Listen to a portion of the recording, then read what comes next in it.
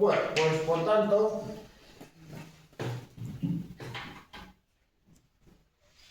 hay que señalar que las innovaciones tecnológicas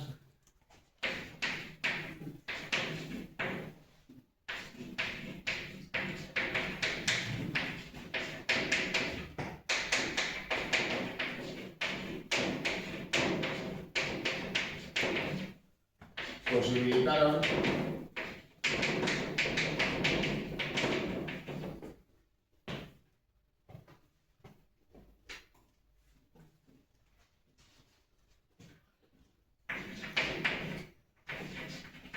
por tanto el desarrollo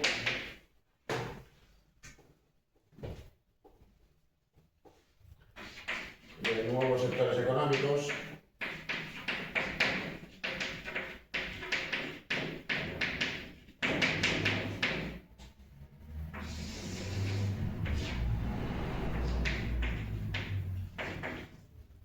como el de la informática, la electrónica,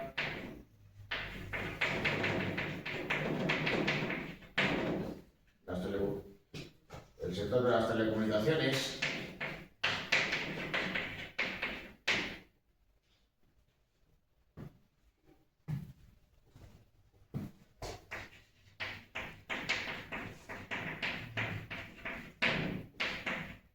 la aeronáutica, la nanotecnología,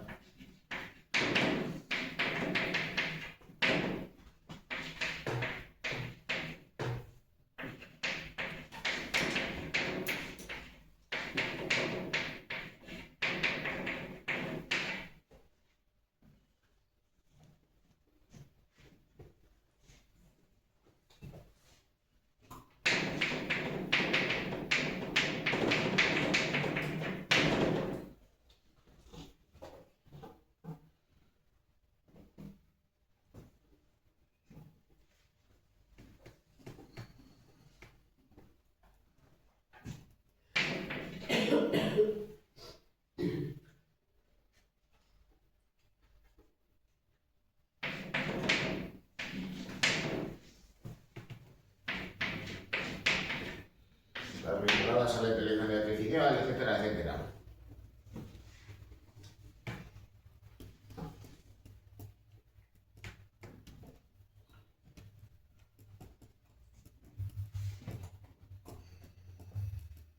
Bueno, luego también pues hay que señalar pues,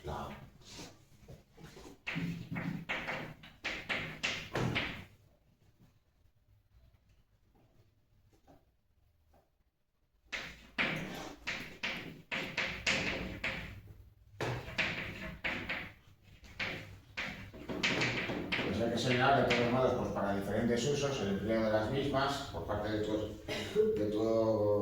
otros sectores económicos y el uso de nuevos materiales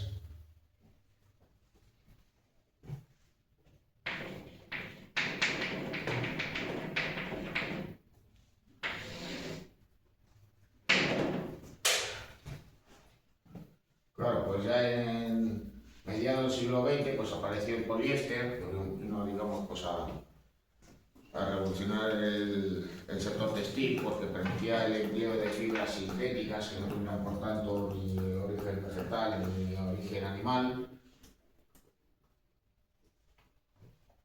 También cabe señalar el uso de la fibra de vidrio con aplicaciones muy diversas, pero sobre todo fundamentales en el caso de las telecomunicaciones. La fibra de carbono, un material digamos pues más ligero que otras cosas pues se puede utilizar en las carrocerías de los vehículos, con lo cual pues el empleo del metal pues se ha venido a reducir más que notablemente.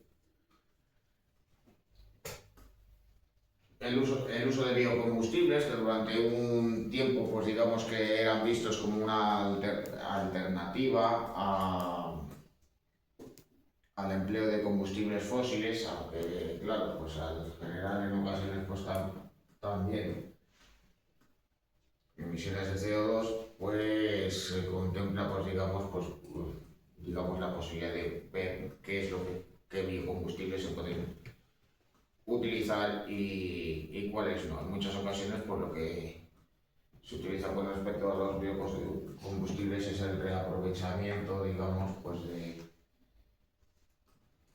de los mismos, pues debido a las propias actividades que de ellas se generan. Es decir, pues, por ejemplo, pues el uso del metano en el caso de las granjas ganaderas como medio, digamos, de aprovechamiento energético. También está el caso de las nuevas aleaciones metálicas, el uso del grafeno, también la aparición de los alimentos transgénicos, etcétera, etcétera. Bueno, ya digamos, pues a nivel popular y por conocimiento, pues tenéis aquí en imagen una impresora 3D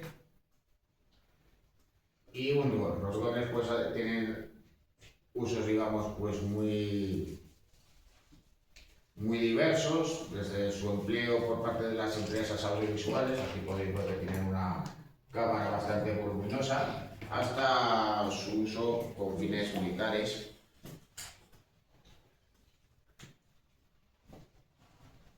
Pero claro, ¿qué aplicaciones, digamos, pues puede tener un dron?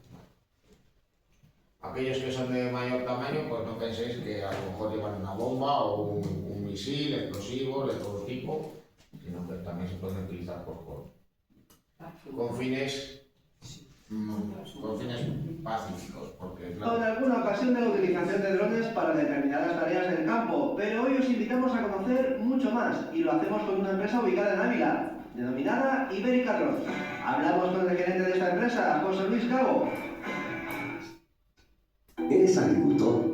Tenemos una buena noticia para ti. Ahora con la subvención del kit digital tienes gratis Se trata de un negocio joven cuyos servicios son muy amplios, desde la venta de equipos de calidad para el análisis de los terrenos y cultivos, como para la realización de determinados trabajos, a la formación y asesoramiento. La utilización de los drones en la agricultura es un concepto nuevo de trabajo y claro, al ser tan nuevo, la legislación poco a poco va adaptándose. Aún queda mucho por hacer, no obstante el interés es muy grande y sobre todo desde el último cambio legislativo en 2021. Anterior a la normativa no se podía hacer mucho hasta 2021 porque estaba por tema de pesos capado el tema del vuelo. Entonces a partir del 2021 fue cuando en la agricultura la mayoría de los equipos puede pesar más de 25 kilos, que es el límite, y a partir de ese 2021 ha empezado a evolucionar. A partir del 2022 se han ido haciendo unas pruebas para equiparar los drones aéreos como drones terrestres. Entonces, a partir de esas pruebas que mejoran mucho el tema de la normativa, la gente se ha interesado muchísimo más. En cuanto a los equipos tendríamos los de detección con cámaras multiespectrales y los de aplicación tanto de productos fitosanitarios como de sólidos. Y entendemos por sólidos tanto abono como semillas. Sobre todo se puede utilizar para temas de arroz, que la semilla va más aérea. Pero habría otro tipo, sobre todo en el tema de abonos, que también, el tema de las bolas, que quedan en la parte superior también. Pero sí se podría, en determinados cultivos, sembrar con Las marcas con las que trabajan principalmente es DJI, una de las primeras marcas del mercado, y los modelos disponibles irían en función del peso. El DJI. bueno, de todos modos, pues limitados en cuanto al peso y autonomía de los aparatos, pues permiten de todos modos pues, su uso, digamos, para dichos fines. Así para incluir de todos modos pues, algo, digamos, más acerca de sus usos. De las impresoras 3D, bueno, pues otro ejemplo lo tendréis aquí.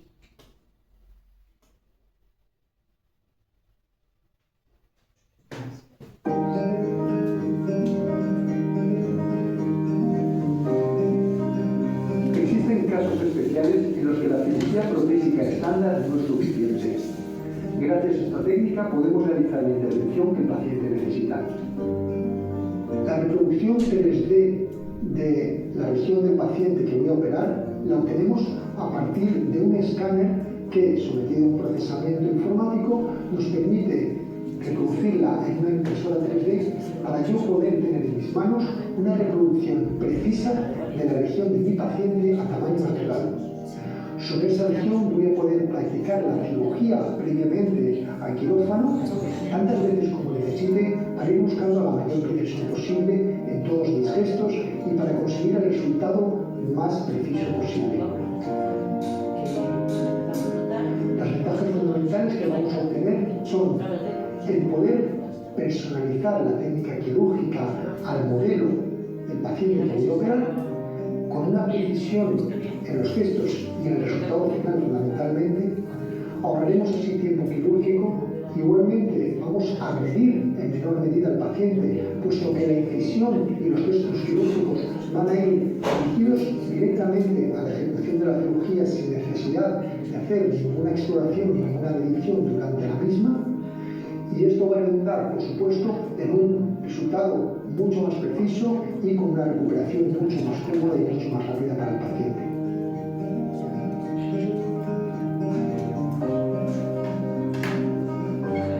Bueno, pues ahí de todas maneras pues tenéis otro tipo de ejemplo, pero en las impresoras 3D pues viene a ser, digamos, muy común, pues, por ejemplo, también realizar réplicas de órganos y de partes del cuerpo humano, pues para llevar a cabo prácticas y exploraciones. Sí, también. Bueno, acerca de la filosofía del siglo XX. Bueno,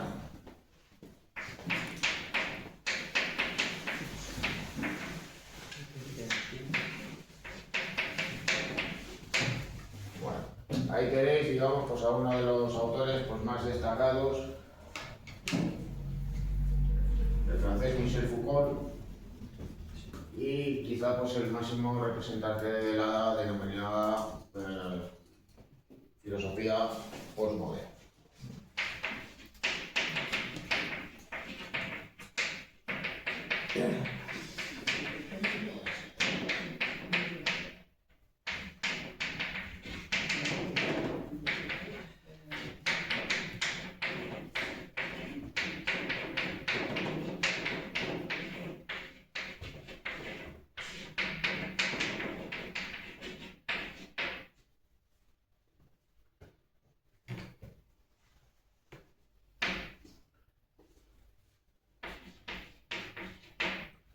Bueno, quienes las van a encabezar son dos filósofos franceses,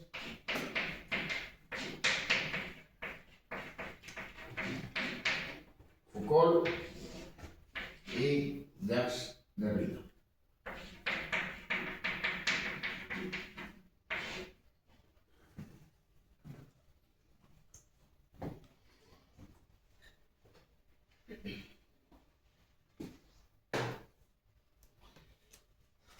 Bueno, ¿en qué se basa dicha filosofía? Pues se fundamenta sobre todo en el paradigma de la multiplicidad.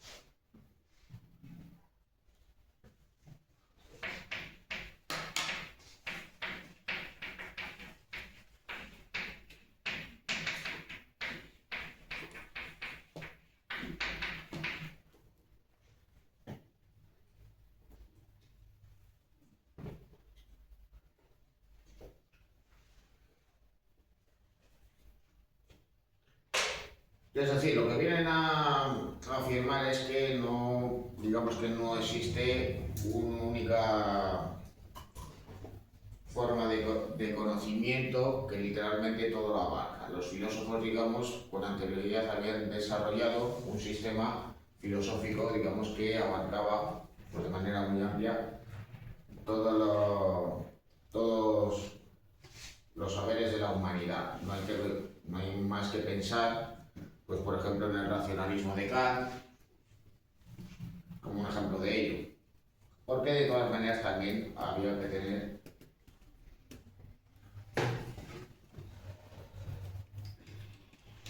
otra cosa para los filósofos posmodernos, y es que rechazan el concepto de razón identificada con el principio de razón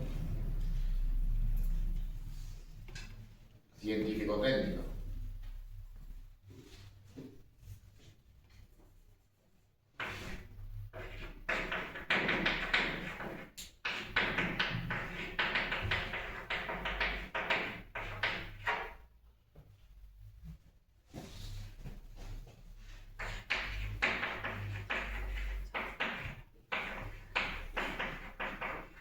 Es decir, que ellos venían a negar, digamos, esa identificación pues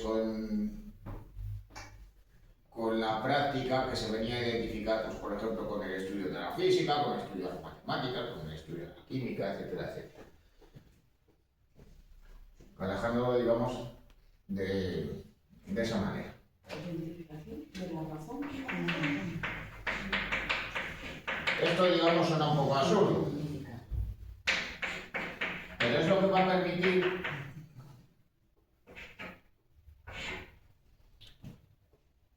a los filósofos postmodernos hablar de múltiples cuestiones y llevar a cabo aproximaciones de maneras diferentes y no, digamos, siguiendo un único camino.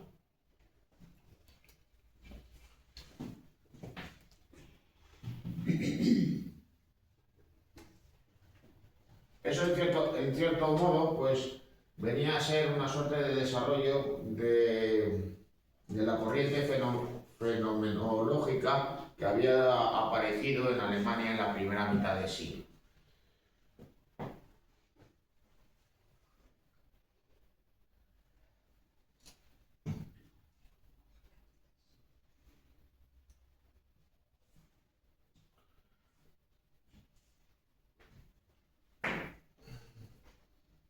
Así que claro, los filósofos, digamos, por decirlo de alguna manera, van a hablar de múltiples cuestiones, van a abordar diferentes campos, incluso pues aparentemente ajenos a lo que se pudiera considerar como propiamente filosófico.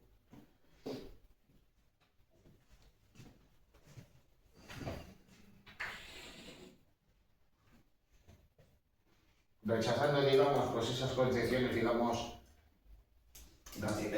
racionalistas y sistematizadas que habían caracterizado pues, autores del pasado, como Descartes, como había citado Kant, como Hegel, etcétera, etcétera.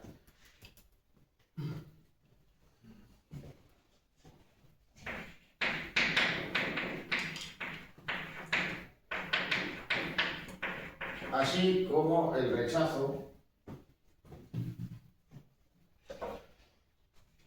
y crítica hacia cualquier forma de poder.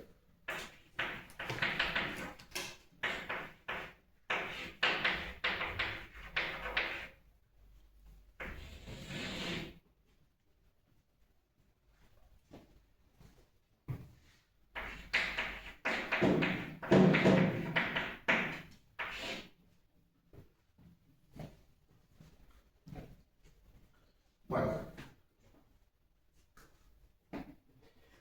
de hecho, pues esa crítica, pues evidentemente, pues se viene a reconocer ya por el título en la obra de Foucault, Vigilar y Castigar. Aparte, digamos, pues que él abordó cuestiones relacionadas con la psiquiatría, con la medicina, con la historia, etcétera, etcétera.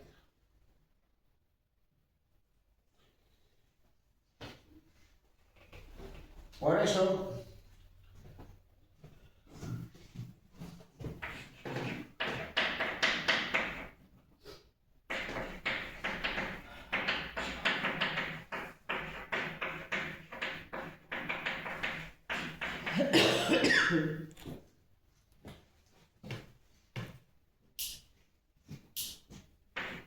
digamos que los filósofos pues a partir de entonces digamos que se van a inclinar hacia dos tipos de estudios.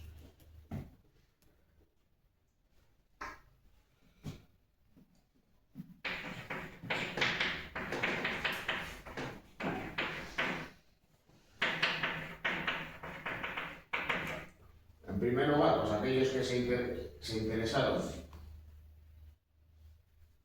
por aquellas cuestiones, digamos, pues más vinculadas estrechamente con la filosofía.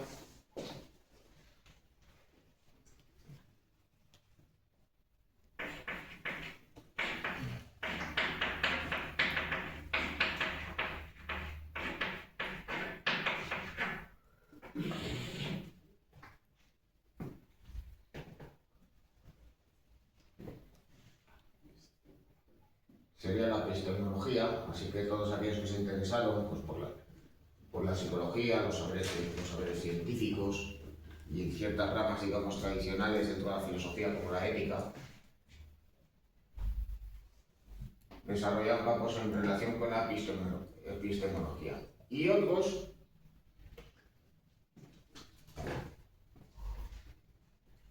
se van a interesar por los saberes en general. Es lo que, digamos, a nosotros aparentemente nos puede parecer como filósofos, que en realidad parece que nos pudieran parecer como que son tertulianos, que son personas que dan una opinión sobre un tema determinado, pero en relación, digamos, serían aquellos que se interesan por cualquier rama del saber y del conocimiento, incluso también pues, a aquellas cuestiones, digamos, de carácter público o popular.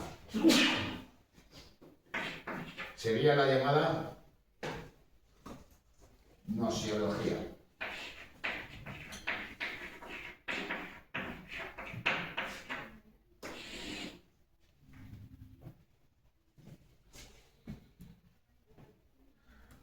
Digamos, pues entre estos últimos, pues estarían aquellos que serían herederos precisamente de esos pensadores vinculados al desarrollo de la fenomenología en la primera mitad del siglo XX.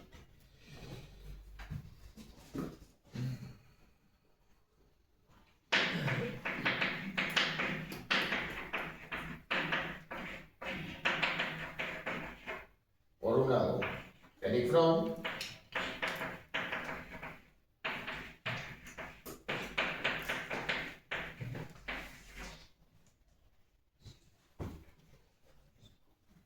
y por otro, Hannah Arendt.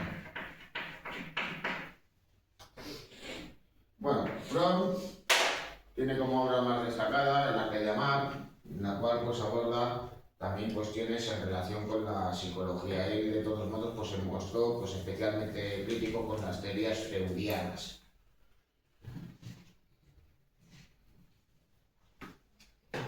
En el caso de Hannah Arendt,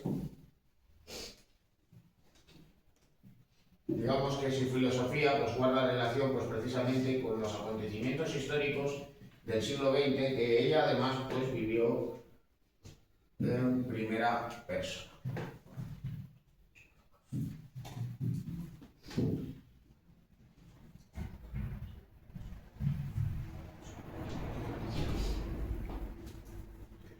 Bueno, Hannah Arendt estuvo vinculada a la escuela de Frankfurt y muy estrechamente con la figura de su principal representante, Martin Heidegger, hasta tal punto que ambos fueron amantes. Y esto de todos modos no es baladí señalarlo, porque no deja de ser algo curioso. Hannah Arendt era judía, se vio obligada a exiliarse fuera de Europa y a establecerse en Estados Unidos.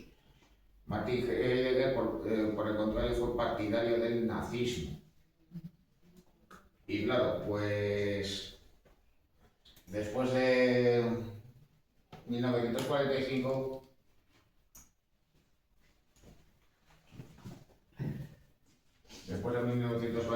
pues fue sometido a juicio en un proceso de desnazificación y fue apartado de su cargo.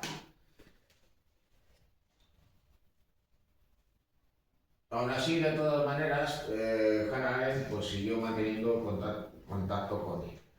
Bueno, el caso es que de todos modos,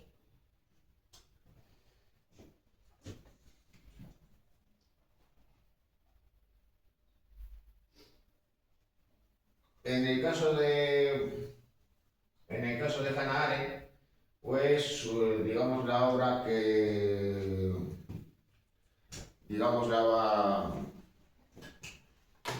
a hacer célebre y que va a causar además pues una enorme polémica en su momento, más allá del campo académico, es Eichmann en Jerusalén, no escribe sobre la banalidad del mal. Bueno, estando en Estados Unidos le llega la noticia de que uno de los máximos responsables de las SS, Adolf Eichmann, había sido capturado por los servicios secretos de Israel en Sudamérica y llevado a Jerusalén para ser juzgado por crímenes contra la humanidad. Ahí le veis fotografiado en el momento. Bueno, ella asiste a las sesiones y ¿con quién se encuentra? Pues con alguien con un aspecto anodino, pues propio de un funcionario gris, que reiteradamente pues, venía a decir que solo había cumplido órdenes, que él simplemente pues, se encargaba pues, de trasladar a los prisioneros de un sitio a otro y de cumplirlo, digamos, pues, con la más eficazmente posible. Bueno, independientemente de que esto fuera digamos, pues un ardid del defendido, del acusado en el juicio. Pues esto de todas maneras va a sentar las bases de lo que Hannah Arendt vino a anunciar y hablaba de la banalidad del mal.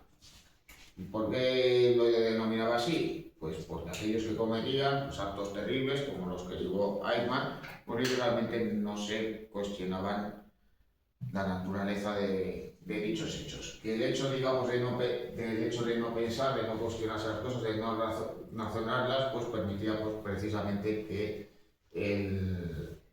estos hechos atroces se llevaran a cabo. Y por tanto, digamos, pues la ausencia de ética, de pensamiento crítico, pues a lo que llevaban pues precisamente era a este hecho, que no había que esperar que fueran pues precisamente personas, digamos, que fueran genios del mal, por decirlo de alguna manera, que fuesen personas que tuvieran, digamos, una mentalidad que les condujera, pues, propiamente a este hecho.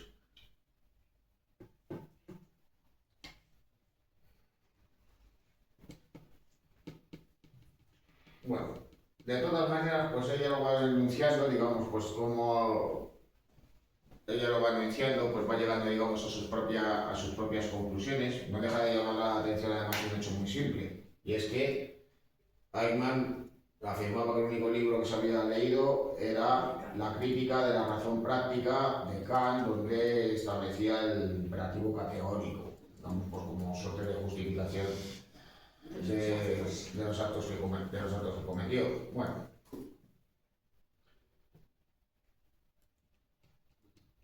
así que claro, pues no venía a decir que estos hechos habían sido realizados pues, por psicópatas y sádicos, sino por, digamos, por personas simples, normales y corrientes que simplemente pues literalmente no se habían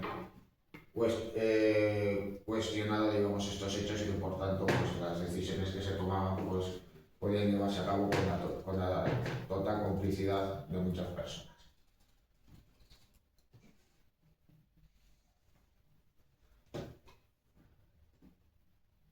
Porque claro, ella, digamos que se planteó, bueno, si esta persona, digamos, que parece normal y que razona y que tiene, digamos, una inteligencia, digamos, común, ni excepcional, ni inferior, pues entonces esto cómo ha podido ser. O sea, ahí, digamos, pues fue desarrollando este concepto, esta idea de la banalidad del mal.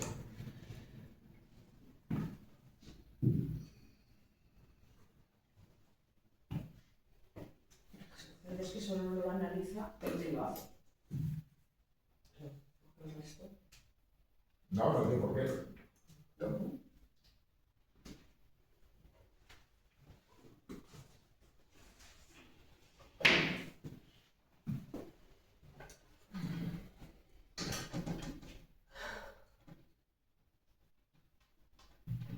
Bueno, en el caso de España, pues ¿a quiénes cabe citar? Bueno,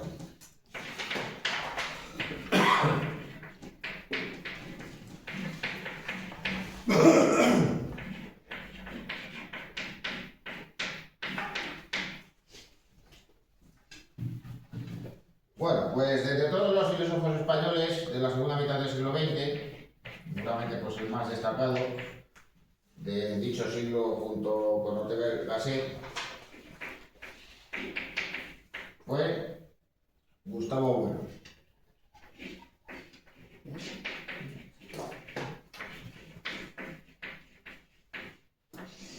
Aunque él sí que desarrolló pues, un sistema filosófico, de todas maneras, pues él se interesó por cuestiones muy amplias y diversas, especialmente las relacionadas con la política.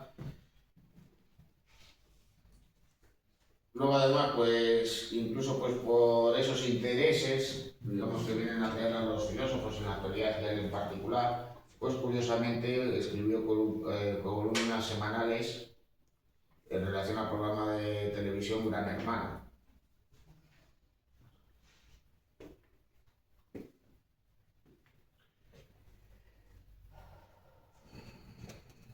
Bueno, luego por otro lado,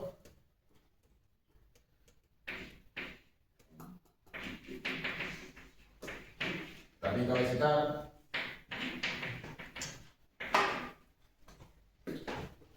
a José Luis Aranguren,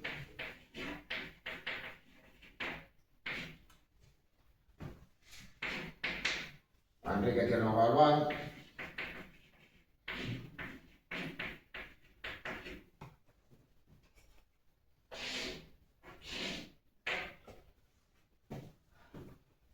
en el caso de ambos, pues hay que citar que protestaron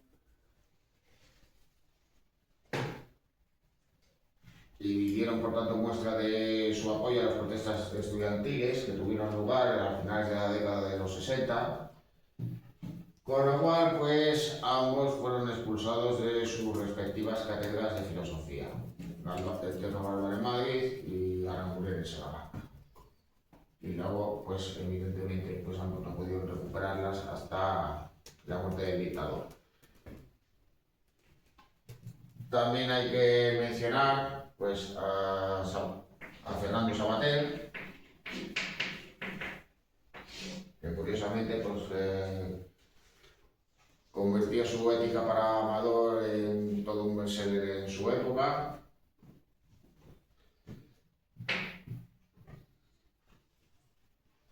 Y ya pues el caso digamos pues, singular de Antonio Escotado,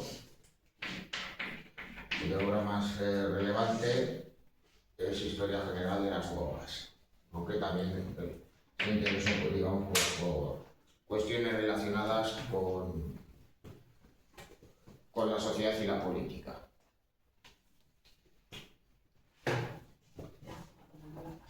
Luego ya de todas maneras, pues se puede hacer digamos el chistecito de que claro, pues sí tenía una vida bastante disoluta porque pues que si él hablaba con conocimiento de causa, pero bueno. De todos modos, digamos, pues esas cuestiones digamos de carácter personal, pues digamos que ensombrecieron su obra y su carrera, por lo menos a mi juicio me lo parece.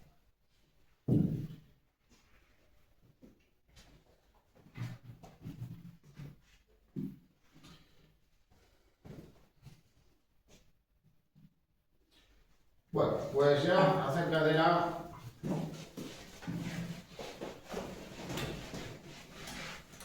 la literatura del siglo XX. Bueno.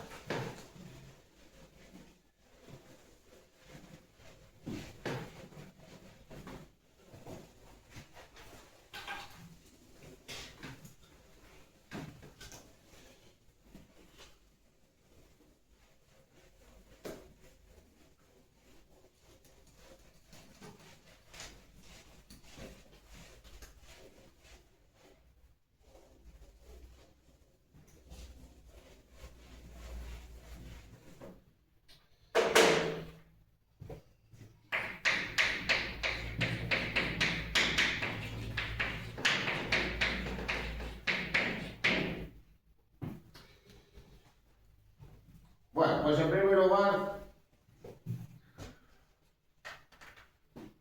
cabe hablar en primer término de poesía.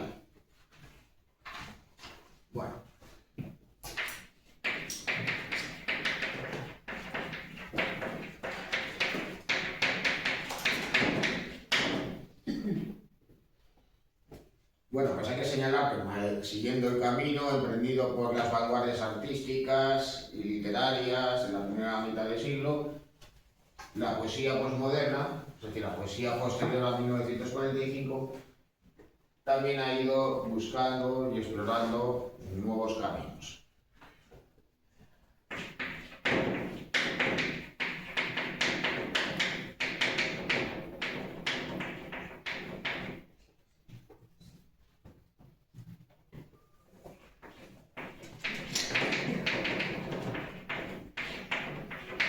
Y claro, pues por ello cabe destacar el uso generalizado, es decir, que no es algo, digamos, que pase únicamente en la literatura en español,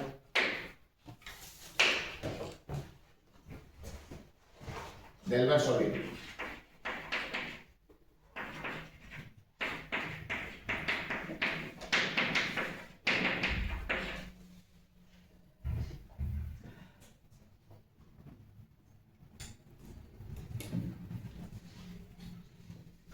Luego, al mismo tiempo, esta diversidad y esta búsqueda de nuevos caminos también se va a reconocer, digamos, en los contenidos que se pudieran abordar.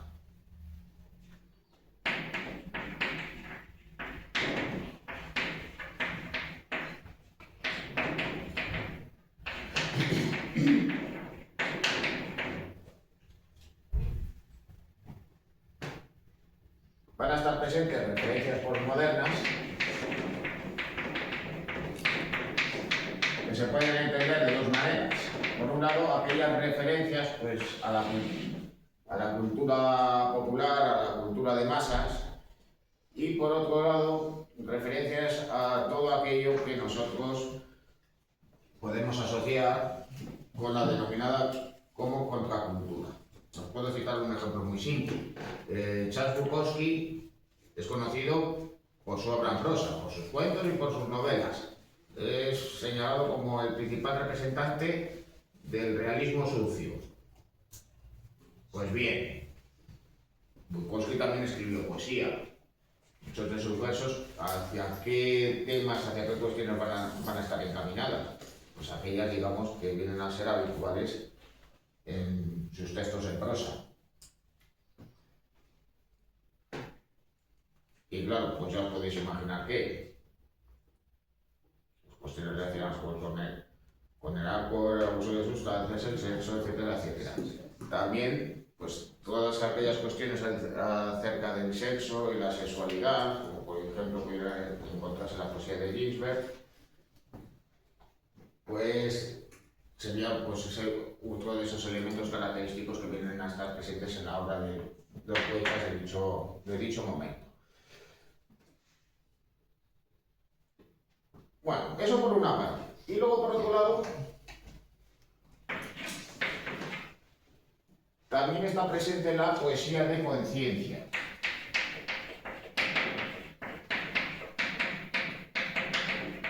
Bueno, ¿y qué es eso? Bueno, los textos en prosa existen el llamado monólogo interior o corriente de conciencia. Pues bien, vendría a ser el equivalente en la poesía, donde además de todos modos, pues por esa visión, digamos, personal que tienen los poetas, digamos que se ponen a sí mismos como sujetos de la misma. Bueno, ya por citar simplemente dos ejemplos, aquí tenéis pues a dos autoras del siglo XX. Por una a la polaca Wisława Szymborska, premio Nobel de Literatura, por cierto, y la norteamericana Sylvia Plath. también pues de todos modos pues contemporánea de los escritores de la llamada Mid Generation.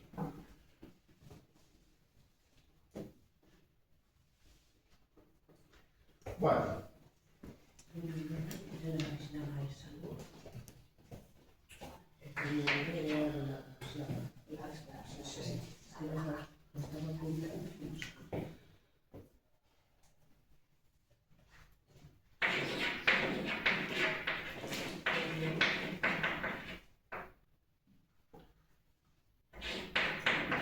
aquí está.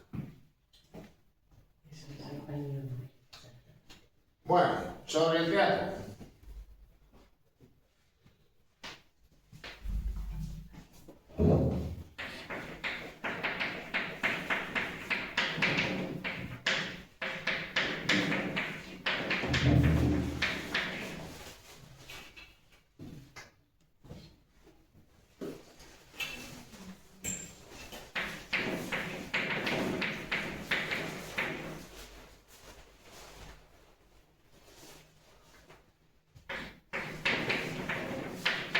Bueno, pues hay que mencionar la aparición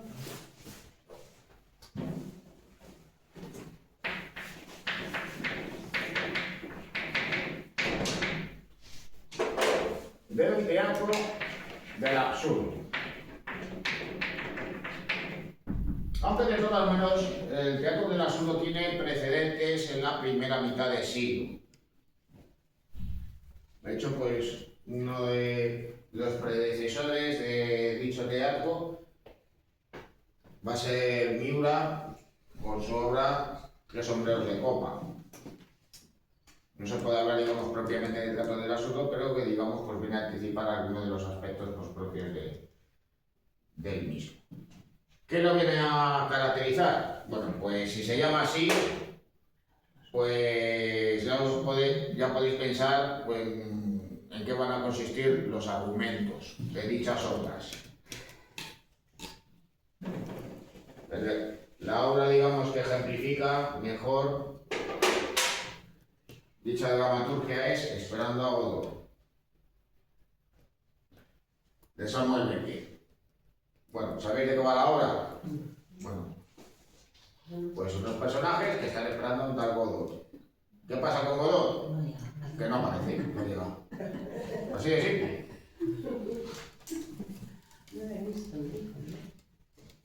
¿Es una situación, digamos, absurda, estúpida? Pues evidentemente sí, pero sí. Se lleva a cabo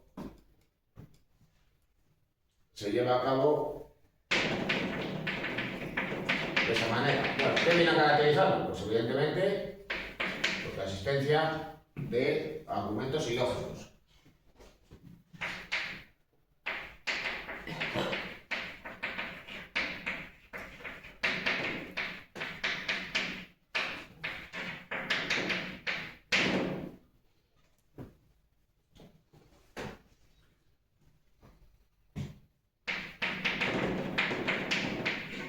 Luego los diálogos. Los diálogos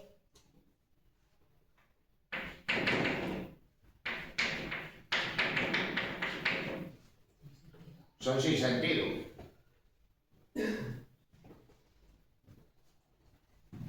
Es decir, pues muchas veces, digamos, pues se repiten se repiten una y otra vez con las mismas palabras, las mismas respuestas, las mismas preguntas. Las frases que dice un personaje no guardan relación con lo que ha dicho el otro, o incluso la misma frase que dice un personaje no guarda relación con lo que ha dicho anteriormente. Así que, claro, pues deliberadamente no se busca la brillantez en los diálogos.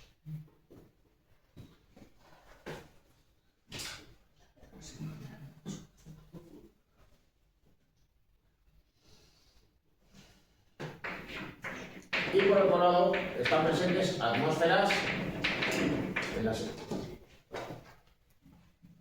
en las escenografías de carácter onírico, que no estamos, pues, digamos, ante un espacio normal, real. De ahí que digamos que en muchas ocasiones, digamos, la puesta en escena tiende en general al minimalismo. Nos encontramos con decorados que a veces pues simplemente son son telas en el fondo, con escasos elementos de acceso.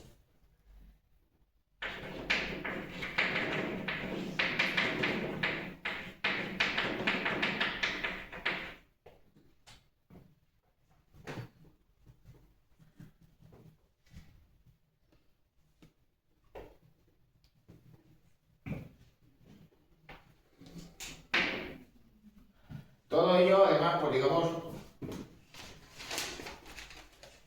con obras que en muchas ocasiones van a buscar el humor.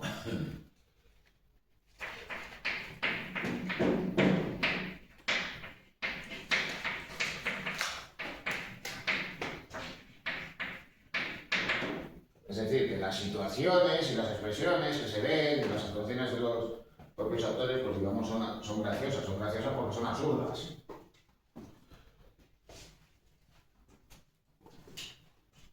Porque al fin y al cabo, pues,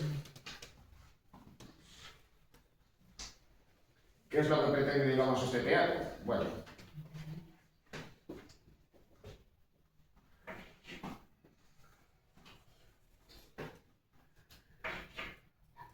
pues básicamente digamos dos cosas. Por un lado, desarrollar una visión existencialista.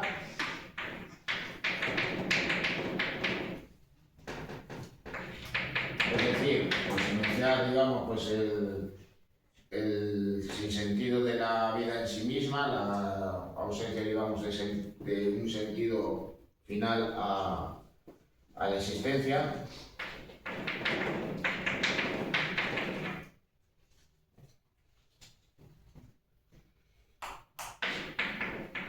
Con lo cual,